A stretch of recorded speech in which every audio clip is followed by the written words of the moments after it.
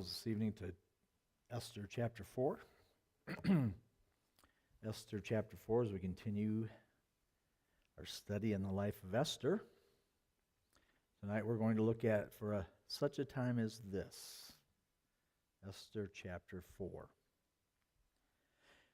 You know, in this overpopulated world, it's easy to underestimate the significance of one.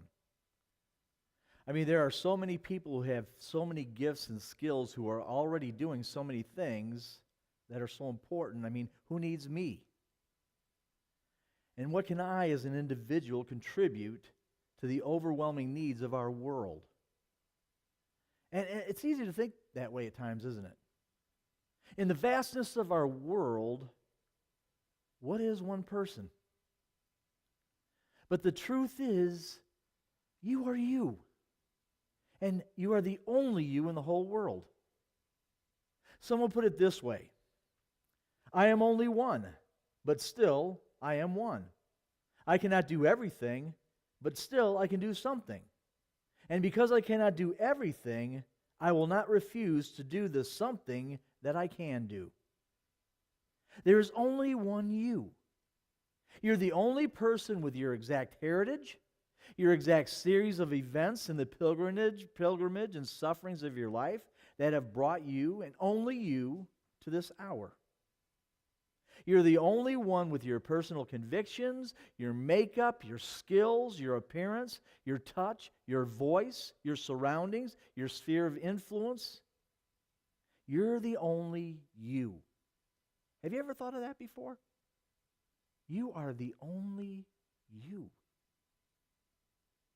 What is the significance of one? What is the significant impact of only one? History is full of accounts of single individuals who have made a difference. You know, I like studying history, especially the Civil War and World War II. And there have been many battles that have turned the other way because of one heroic person. Joshua Chamberlain, for instance, at Little Round Top. I won't go into the details, but he turned the whole battle and really saved the Union Army. Think of the individual artists who have made a significant contributions in their field that we enjoy even today. I mean, there's Michelangelo, there's Leonardo da Vinci, there's Beethoven, and my personal favorite, Mozart. Think of the scientists, the inventors, the explorers, the technological experts that have literally changed the course of history. Think of the great preachers who have made a great impact for the cause of Christ, such as D.L. Moody. Or how about the person that led D.L. Moody to the Lord? A Sunday school teacher. One person led D.L. Moody to the Lord, and D.L. Moody led millions. What about Charles Finley, Billy Sunday, Lee Robertson, just to name a few? Or look at it from another angle. Think of the difference one vote can make. See, come voting time, many people neglect to exercise one of the greatest privileges of democracy because they think that their vote makes no difference. Well, I found some facts that throw that idea out the window. In 1645, one vote gave Oliver Cromwell control of England. In 1649, one vote caused Charles I of England to be executed.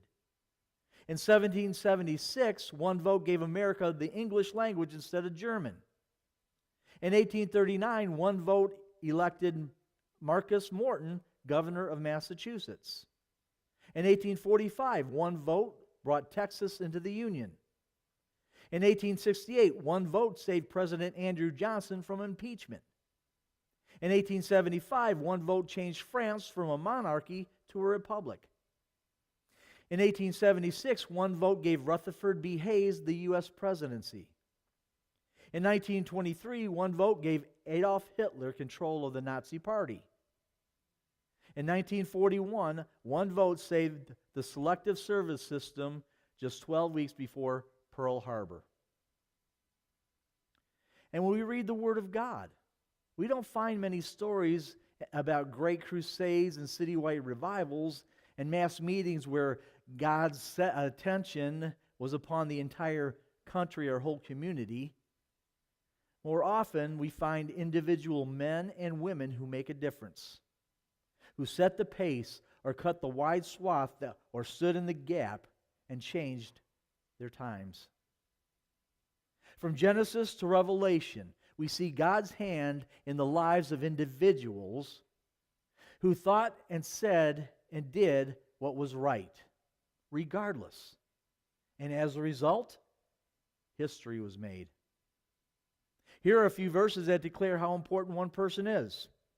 2 Chronicles 16:9 says, "For the eyes of the Lord run to and fro throughout the whole earth, to show himself strong on behalf of them whose heart, singular, is perfect toward him." Isaiah 59 verses 15 and 16, "Yea, truth faileth, and he that departeth from evil maketh himself a prey. And the Lord saw it, and it displeased him that there was no judgment, and he saw that there was no man, and wondered that there was no intercessor." Jeremiah 5:1, "Run ye to and fro through the streets of Jerusalem, and see now, and know, and seek in broad places thereof, if ye can find a man. If there be any that executeth judgment, that seeketh the truth, and I will pardon it." Ezekiel 22:30, "And I sought for a man among them, that should make up the hedge, and stand in the gap before me for the land, that I should not destroy it. But I found none." Only one missionary invests his life in an area, in a tribe, is ultimately evangelized. Only one statesman stands for right, and a country is saved. Only one strong-willed and determined citizen says, "I stand against this evil," and a community ramps up morally and it changes its direction. And I believe we finally have a man, President Donald Trump, in the White House who is going to change the direction of this country and make it great again. Amen? One man. And as we will see, only one woman decided it was worth the risk to break protocol and speak her mind, and a nation was preserved. The Jews have been threatened with execution, extermination. Wicked Haman has influenced Ahasuerus with his promises. Because of this plan that I've set up, it is possible for me to pour this money into your treasuries and for us to rid the land of these people who will not bow down and worship you as king. Now, though it pandered to the king's pride, that plan had the makings of the worst kind of Holocaust. The Jews will no longer be in our land. We'll be rid of these people. And in case you wonder what impact this decree had on the community, look at that last phrase in chapter 3. The last phrase, "But the city of Shushan was perplexed." The city of Shushan was perplexed. Well, Haman and Ahasuerus sat and had drinks in the palace. The general public wandered in bewilderment and confusion, especially the Jews, not unlike those in the ghettos at Warsaw and the other European scenes of horror in the late 30s and 40s. What's going on here? Why are those in authority ordering this? How much worse can things get? Well, they did get worse. But imagine the terror and the fear that these people felt. All right, imagine what was going through their minds. How can we continue? How can we fight this? Now remember, we've already seen this decree was given and it was to be a full year before it was executed. So they're going to have to think about this for an entire year. So you can imagine what they're thinking. And remember, this is the law of the Medes and Persians. And when a decree was given in that time, it was final. All right, nobody could change this plan. And certainly not a Jew.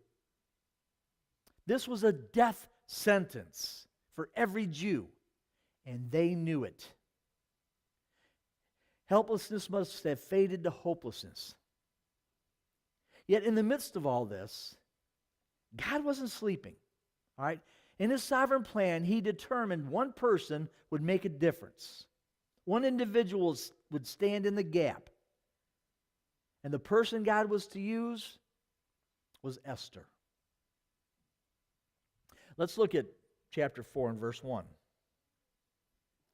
When Mordecai perceived all that was done, Mordecai rent his clothes and put on sackcloth with ashes and went out into the midst of the city and cried with a loud and bitter cry. You know, when in bankruptcy or living with a dread disease or having buried a family member or having gone through some terrible disaster in one city, peoples in Esther's day would commonly wear loose-fitting, dark-colored, coarse garments made of goat's hair, which hung on them like a large gunny sack. And it was very uncomfortable to wear those next to their skin. And often in mourning or expressing grief, the Jewish people especially would wear this cloth next to their skin as an irritation to remind them of their sorrow. And on top of that, they would take ashes from the remains of a fire and throw them on themselves so that they would be covered with them and appear ghastly and unclean. And sometimes they would even sit in the midst of a cold ash heap and throw the ashes on themselves as a vivid expression of grief. And people express their sorrows in different ways. They mourn in different ways. In our Western culture, our expression of grief is often kind of restrained. Right? People sob quietly, or they compassionately hug those who are grieving. They cry out verses, but in the East, however, sorrow has always been expressed visibly and vocally. You know, I've seen pictures, and I'm sure you probably have too, of great mobs as they push a casket overhead through the crowd while screaming out and crying. And they cry out verses from their sacred word, and they claw at the casket, and they wail. And they mourn. And that's what Mordecai does here. All right, he's from the east. He holds nothing back. His grief knows no bounds. And in sackcloth and ashes, he stumbles toward the gate of the palace. Look at verse 2. And came even before the king's gate, for none might enter into the king's gate clothed with sackcloth. Now Mordecai knew that he would not be allowed to enter into the king's gate, the gate where the king would come to meet with his subjects and make judgments and make those judgments according to the Eastern customs. And Mordecai knew that going before the king's gate was a dangerous thing for him to do, because no one could go into the king's gate clothed in sackcloth, but he came as close as he could. And maybe Mordecai went there thinking to himself, maybe I'll make myself visible, hoping that Esther would get Esther's attention. Because it's doubtful that Esther knew anything about this decree. All right, remember she was living in a secluded, highly protected environment of the harem. She was far away from the concerns of the common people. But Shushan wasn't the only place where this kind of mourning was taking place. Look at verse 3. And in every province, whithersoever the king's commandment and his decree came, there was great mourning among the Jews, and fasting and weeping and wailing, and many lay in sackcloth and ashes. It's a picture of widespread sorrow and mourning. Have you ever noticed how suffering brings people together? Have you ever watched how people respond to disasters? Now, in the last sermon, I mentioned Timothy McVeigh. And what I didn't mention was the overwhelming response of fellow Americans. Not only in Oklahoma City, but people from the rest of the country rallied together after that horrendous bombing. And with outpourings of every form and sympathy and compassion, and from the rescuers who toiled without rest to help out, people offered every kind of tangible relief. And then, of course, we've had times since, like 9/11, where people all came together. Hurricane Katrina, and other disasters. You get the picture. People come together. And no one was forced to respond. They came voluntarily. They were drawn like magnets to minister to those in need. And suffering pushes us out of our homes. It puts us in touch with our neighbors. Hardships force us to grab hands with one another and pull closer together. Listen, suffering has never ruined a nation. And hardships don't fracture families. Affluence does, but not suffering, not hardship. It pushes everybody to the same level with the same goal, and that is to survive. And we're not surprised to find these Jews weeping and wailing and fasting together. Look at verse 4. So Esther's maids and her chamberlains came and told it to her. Then was the queen exceedingly grieved, and she sent raiment to clothe Mordecai and to take away his sackcloth from him, but he received it not. What is happening? Esther must have thought when she heard of Mordecai's state. What's going on? Why is he mourning? Now that she's part of the king's household, restrained from contact with those outside the palace, Esther cannot speak to Mordecai directly. So she sends him clothing to replace his sackcloth as a way of offering comfort to him for whatever has happened.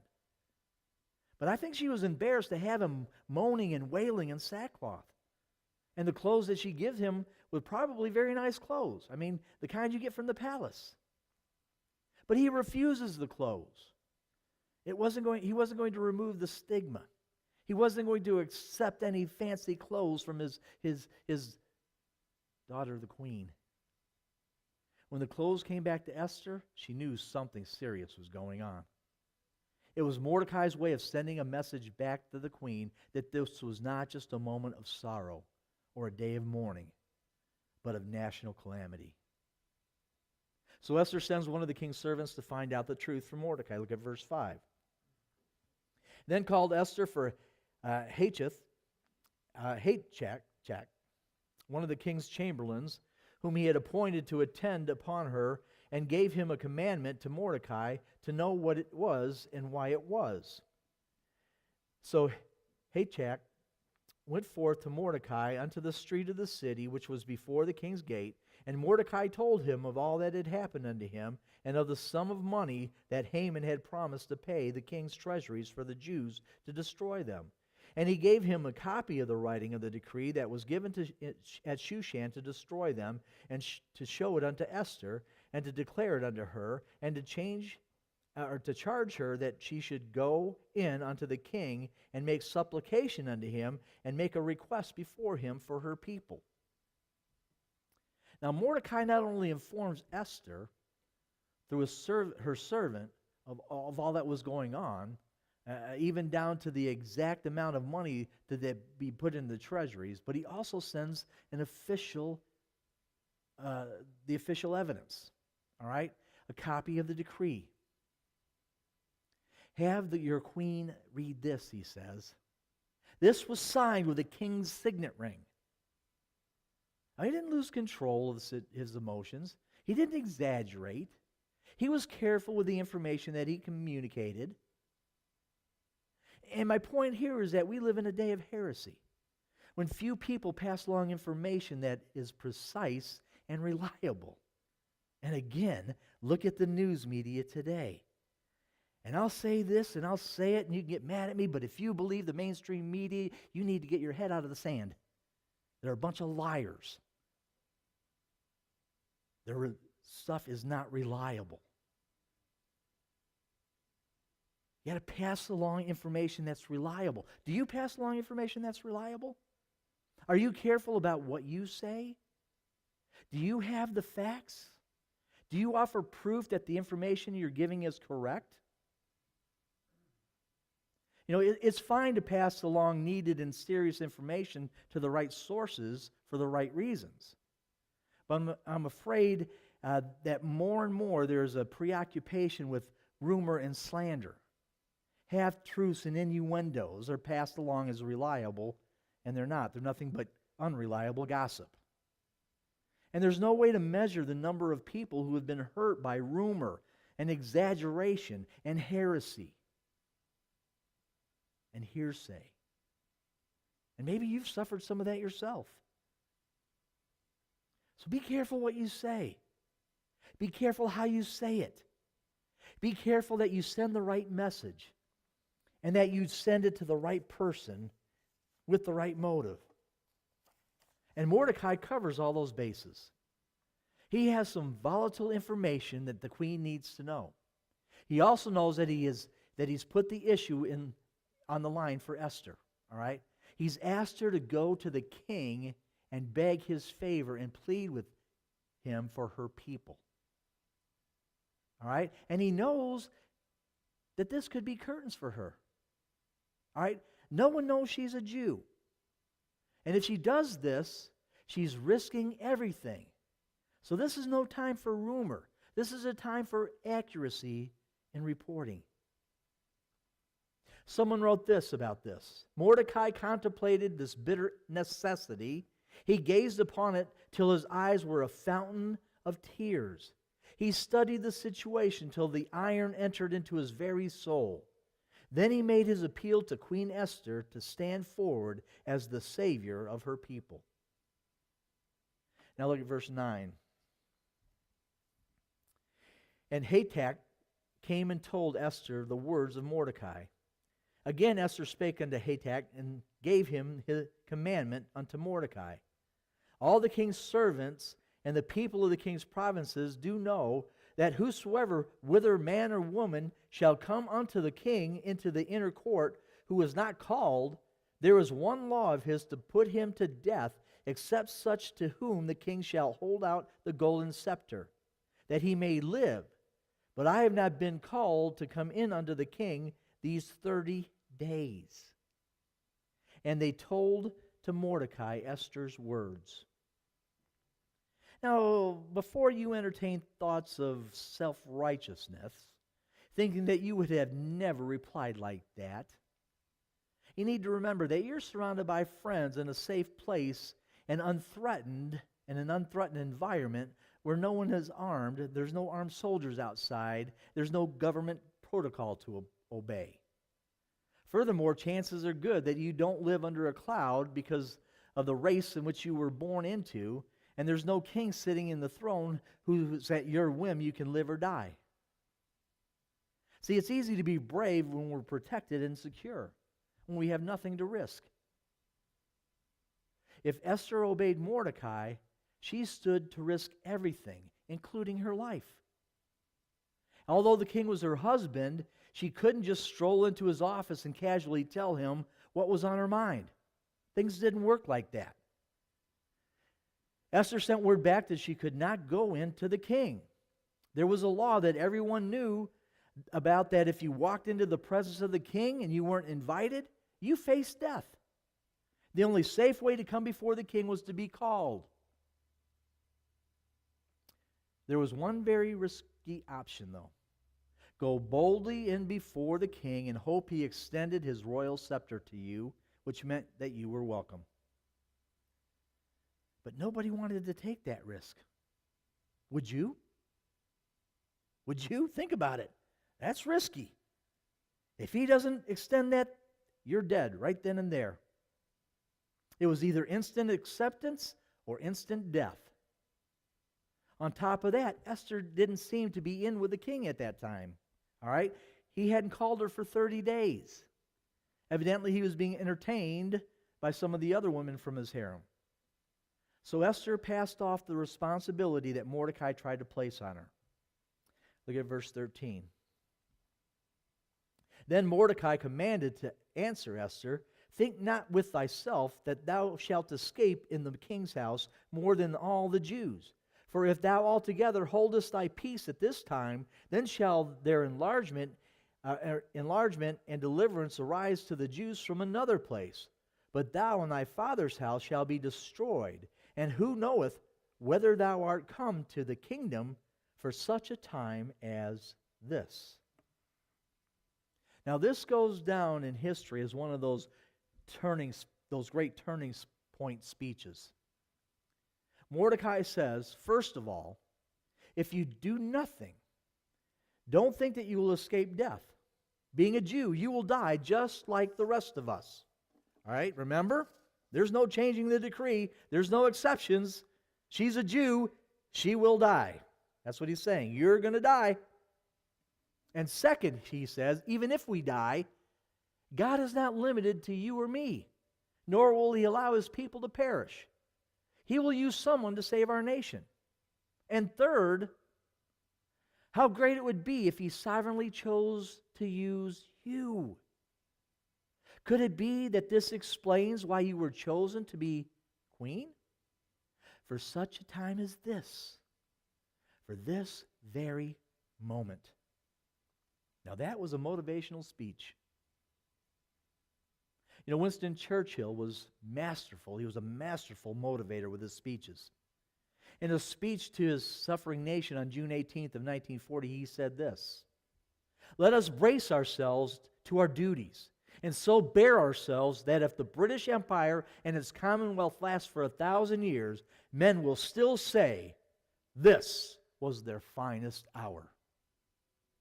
And not quite 4 months later, in possibly the darkest hour of the war for Great Britain, he said, "Death and sorrow will be the companions of our journey, hardship our garment, constancy our valor and our only shield.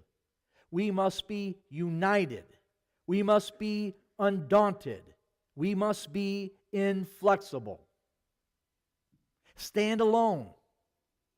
Fight to the end." I mean, it's Patrick Henry's "Give me liberty or give me death." It's Nathan Hale's "I only regret that I have only one life to lose for my country." It's patriotism standing at attention. And this is the kind of message Mordecai sends to Esther. This is your hour. Stand, speak, die. But whatever you do, don't be silent. And Esther shows her true colors, and they're bold. Her words reveal enormous faith mixed with courage. Look at verse 15. Then Esther bade them return Mordecai this answer: "Go gather together all the Jews that are present in Shushan, and fast ye for me, and neither eat nor drink 3 days, night or day.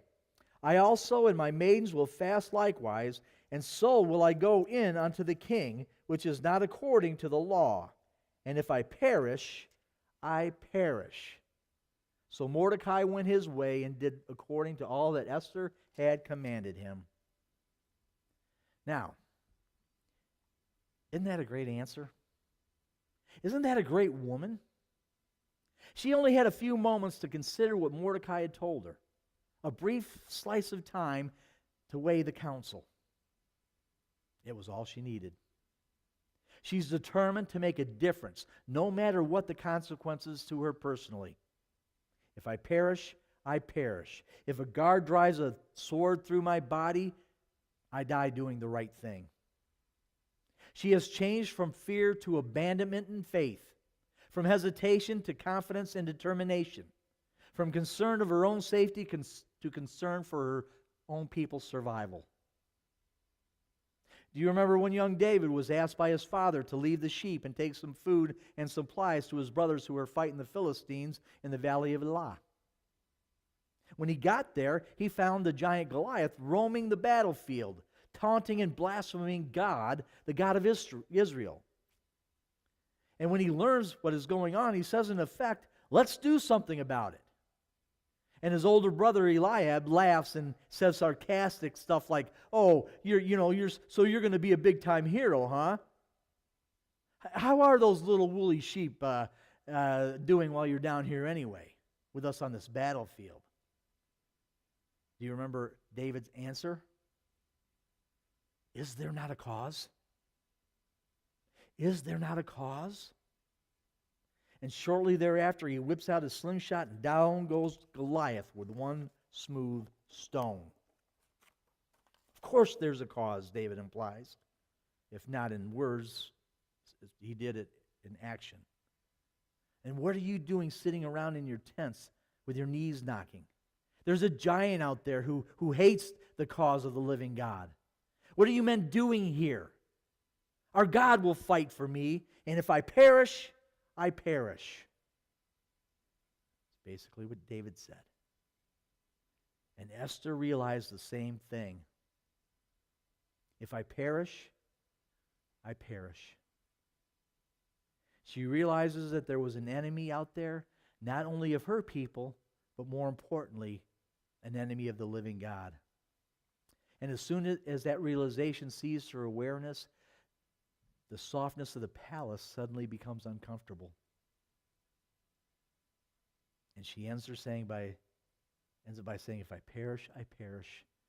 Her response to the possibility that she may have been born for that time was to say, if that's true, then I'll do what I should do. And if it ends up that I die, so be it. You know, it's easy to underestimate the significance of one. It's easy to underestimate the value of you, your vote, your convictions, your determination to say, I stand against this.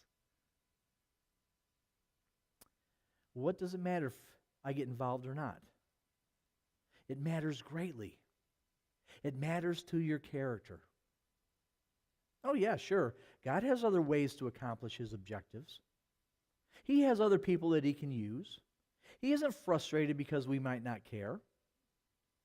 But when that happens, we are the losers. When we have been called for such a time as this, how tragic if we're not there to stand at that hour. Now, there won't be any celestial shouting urging you to take a stand, nor will a flash of lightning awaken you in the midst of your slumber. It doesn't work like that. So don't stand around waiting passively. Numerous needs and issues surround us. They call us to stand up and be counted. Now, while we may not be able to respond to all of them, the solution to not responding to any of them is wrong. So let me ask you, what are you doing to stand up, to stand alone, to answer the call of God in this hour? Let me spell out a few issues that maybe are worth considering to you. How about the homeless and the hungry? Or those addicted to drugs and alcohol? In such a time as this, what do you stand against and stand for? Do you support any of the part of the causes for the pro-life movement against abortion? Where do you stand as it relates to the absence of masculinity in our day and the whole extreme feminist movement? You know, today is the day of the women. No, it's just another day to bash Trump. The feminists, you know, they're trying to... It's ridiculous. What about the horror of sexual abuse that's become so rampant in our society? What about the disabled? What about our veterans? Do you stand with our president as he tries to stem the tide and turn America back from the godless policies of the last 8 years?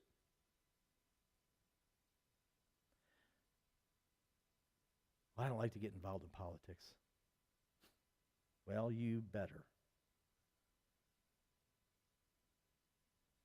Well, I don't believe in marching. I don't believe in blocking the way to an abortion clinic. All right, that's fine. You know, I respect convictions. But what will you do in place of that? Maybe donate some money?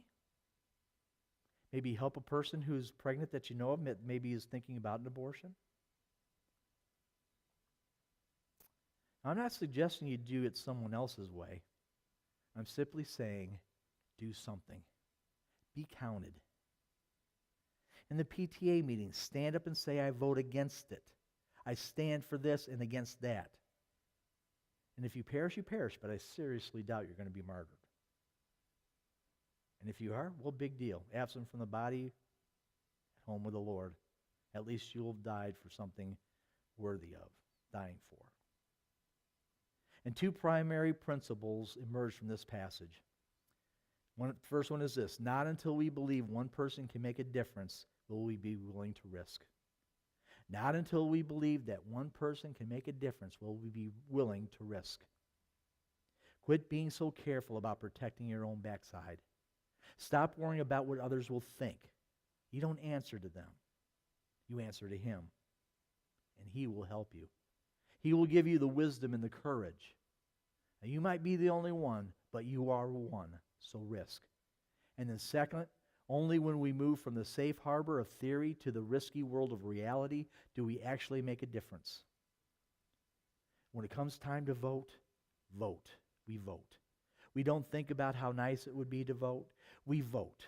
We vote our conscience. We go to the trouble. Men and women have died so that we might have that privilege. And when an issue arises and we vote against it, we say by voting, I stand against that. Does one person make a difference? Let me ask you, did Christ? God so loved the world that He did something. He didn't select a committee. He didn't theorize how great it would be for someone to come to our rescue. He didn't simply grieve over our waywardness and wring His hands in sorrow. He did something. And in turn, the Son of God said to the Father, I will go. And He did something about it. And that's why we can be saved. We don't believe in a theory. We believe in the person of Christ, who died and rose again that we might live and make a difference. And the question is not simply, what do you think of Christ? The question is, what have you done about what you think? What have you done about the gospel? What a model is Esther, a woman with courage to match her conviction. Will you have that same courage today?